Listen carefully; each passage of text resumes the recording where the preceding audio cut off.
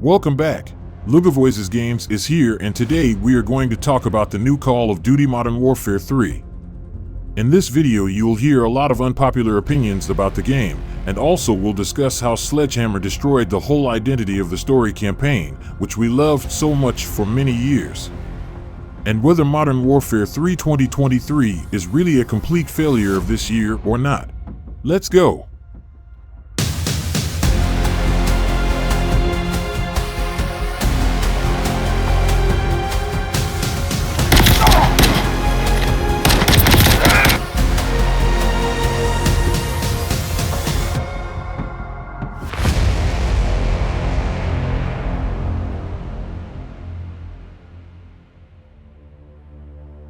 Well, I think many of you have already heard a lot of negativity towards the new Modern Warfare.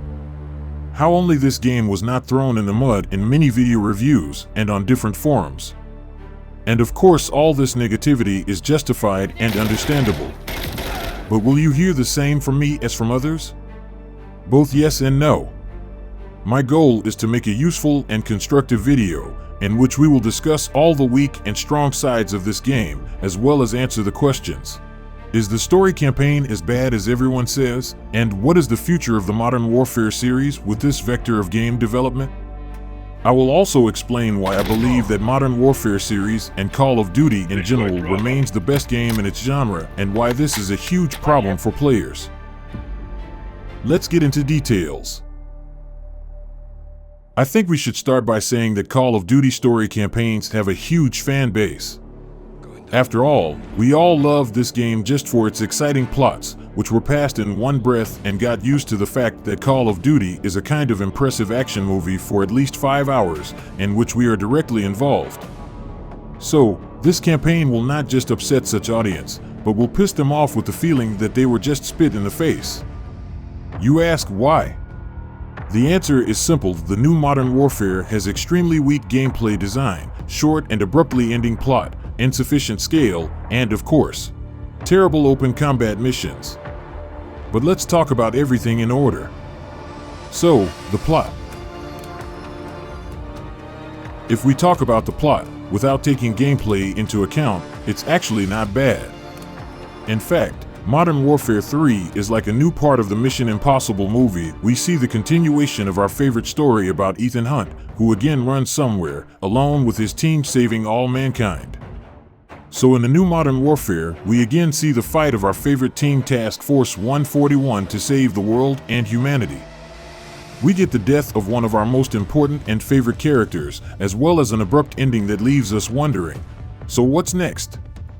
As you've noticed, the movie industry has long resorted to the strategy of splitting the final act into 2 movies to make more money. So, apparently, the moment has come when the game industry comes to the same decision. Actually, that's what the Sledgehammer team did. Obviously, we are waiting for Modern Warfare 4, in which the saga of Task Force 141 vs. Makarov fight will be finished. But is it fair to charge players at least $70 twice for 2 incomplete and short games just to find out the outcome of the story? In my opinion, no. Let's break down whether this new interpretation of Modern Warfare's story is even catching on. I would say yes and no. Many people reproach the relaunch of the series for the fact that it doesn't have the same drama and iconicity as the original Modern Warfare trilogy. Here it didn't get to repeat Shepard's heartbreaking betrayal, just as it didn't get to repeat one of the most resonant and scandalous missions, No Russian. This game is more about modern pragmatism and cold reasoning, in which it is no longer possible to scenario events of the scale that was in the original Modern Warfare after the terrorist attack by Makarov at the airport, where a direct war between Russia and the US began. And also in this game we are shown the cruel reality of the perception of those or other losses, whether it is thousands of lives of ordinary people or the death of one of the most important and close heroes. I think this is the reason why we see such a dry and unemotional reaction to Soap's death. But is that the main problem with this campaign? I think not. As far as I'm concerned, the main and fundamental problem is the open combat missions. Yes, it was the introduction of open combat missions that simply killed the exact identity of Call of Duty, which immersed you as if in a movie with its missions together with incredibly elaborate cinematic cutscenes. And it all looked coherent, consistent, and logical. And what did we get now? Open combat missions, which, even if there are cinematic cutscenes between them and a seemingly logical chain of events, just kill the whole feeling of immersion in the movie and a coherent game in which you feel yourself a direct participant, feeling that the fate of not only your comrades, but the whole world depends on your actions. But in the new modern warfare, the sense of integrity between the story and gameplay is simply lost. Well, and here we'll get directly to the gameplay. The game begins with the Operation 627 mission, which sets the high bar in terms of design and atmosphere, as well as an impressive plot twist with the appearance of Makarov. Everything is in the best Call of Duty traditions of recent years. The mission is spectacular, dynamic, and impressive from the first to the last second. However, then we move to Verdansk, where we are waiting for open Warzone-style combat mission. And you know, my first reaction after seeing it was something like this. No, God! No, God, please, no! No! And thoughts, give me my money back. I'll tell you right away, open Warzone-style combat missions in the story campaign is truly the worst decision Sledgehammer has made. What kind of immersion in the story campaign can we talk about if you start running around and looting crates with weapons, armor plates, and other survival gear? And you think they introduced such an innovation in small quantities? Of course not. They managed to shove as many as 6 missions in Warzone mode into the campaign of 14 missions. For the first introduction of a new format, too radical. Let's go further. Out of 8 missions in our usual linear mode, we get only 3 really worthy of Call of Duty level. These are Operation 627, Frozen Tundra, and Payload. I know that many people liked Flashpoint mission with terrorist attack on Verdansk Stadium, but in my opinion, the mission was not impressive enough in its content, so I can't call it worthy. We expected more from this mission. However, can these missions even claim to be on the list of iconic missions in the history of Call of Duty? Alas, they're not that good. The problem is that some missions can hardly be called as gameplay missions at all. For example, Deep Cover and Passenger are a couple of minute missions, in one of which we only have to quickly walk through the base, kill one officer, get the key, and run out to the helicopter. And in the other one, we are given the opportunity to make only a few shots, which in essence do not change the situation on board the aircraft.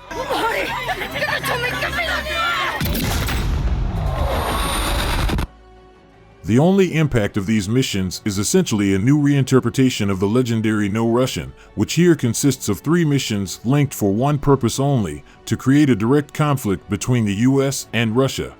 Or, as Makarov says, to restore some greatness to Russia. And we will use it as a tool of war to restore glory to Russia! The real Russia! Though I don't understand in what place this country can be considered great again, it's unclear. But why does Makarov really need all this? During the 3 hours of the plot, we still won't be told that. On the whole, the rest of the missions are just ordinary and unforgettable, which is a consequence of the same mediocre gameplay design. Almost half of the campaign is open combat missions, which can hardly be called story missions. And on top of all that, we get incredibly weak classic linear story missions. What a shame. You know, in this game there is a colossal flaw in literally everything.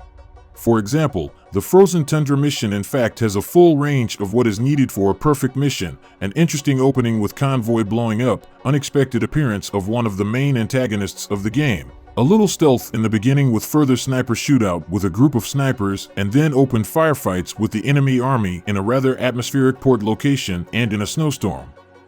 But even here the developers were too lazy to make the starting cutscene and the moment with Shepard's rescue in graphics and quality, which we see already at the end of the mission. So you realize that they could have done it better, but they just didn't want to do it because they were in a hurry to release this supposedly complete game, for which we all have to give $70.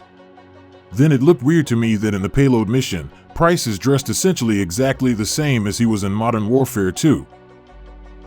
Okay, you might say, Slava, you're already being picky. However, after all, this is a mission where we need to sneak into a facility with a bunch of guards by stealth on arguably the most open piece of land in these mountains. Seriously? They couldn't draw him some ghillie camouflage? I'm surprised those fighters don't see our silhouette at this point. Pushing down from the mountainside. That's bullshit. And that's just what's obvious. And there are a lot of such small flaws. Otherwise, the gameplay component of the game remains on the same level as in the previous Modern Warfare 2. Same weapons, same shooting physics, same sound effects. The gameplay just stayed at the same high level as before, but didn't provide anything new. It's the same story with the graphics. It's also good, in some places beautiful, but on the same level as before. Moreover, in my feelings, the graphics in the open combat missions were much worse than in the standard missions. But maybe I'm wrong. But is everything so terrible? I wouldn't say that.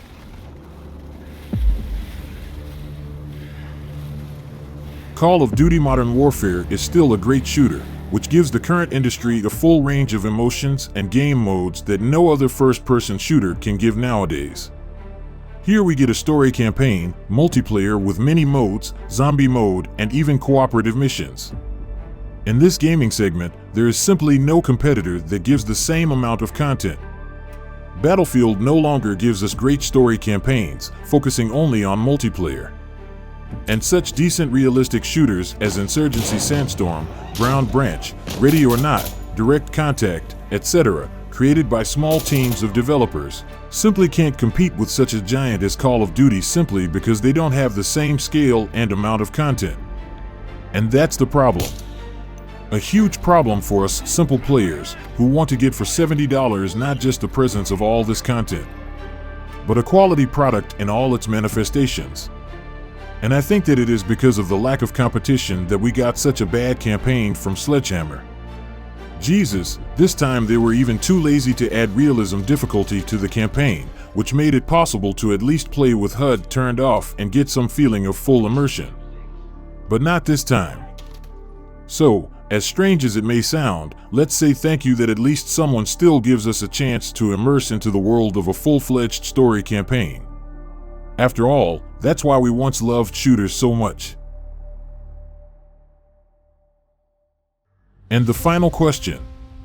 What is the future of the Modern Warfare series with this development? Well, a month after the game's release, I've come to the thought that maybe we needed to get through such a terrible part of the series as Modern Warfare 3 2023. What I mean by that?